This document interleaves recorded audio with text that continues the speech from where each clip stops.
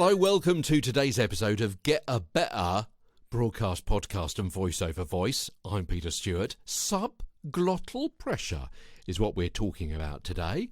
What do we know about it? Okay, so sub is below, so this is the pressure below the glottis, sub-glottal pressure. And a glottal stop is the stop-start airflow from your throat in a word such as uh-oh, yeah, or when the word butter is said without the middle T's, buh-er, yeah, or as I said at the start, get-a rather than get-a, better rather than better.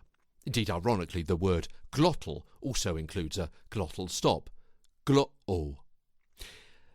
Those sounds are made by closing and opening the vocal folds. So if you say butter in the usual way and gently and slowly, and then without the T's, you should be able to feel the slight momentary resistance that your folds are under before air is allowed to flow again. Butter as opposed to buh-er, yeah? And we also use subglottal pressure when we hold our breath as we push or pull. For example, in the gym, talking about this yesterday, or we lift something heavy, or more dramatically, we give birth. The pressure in the lungs helps tense surrounding muscles to give stability and strength, which makes exertion easier. That's a lot of strain on the small glottal valve and a lot of tension being held in the neck, and potentially, if continued, could lead to a sore throat and a headache, and possible vocal trauma, which is what we're going to be talking about tomorrow on Get a Better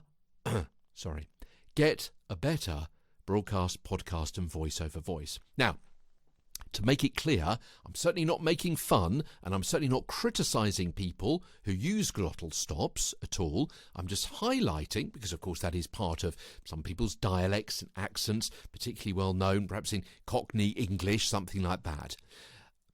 I'm just highlighting that the problems, potentially, that could maybe possibly be caused when you have subglottal pressure and you're using that glottal stop.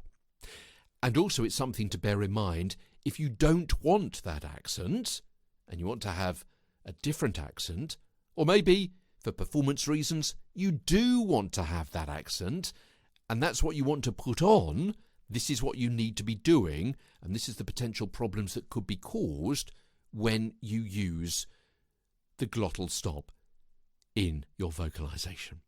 Okay. That's it. Vocal trauma tomorrow as Get a Better Broadcast, Podcast and Voiceover Voice continues from London.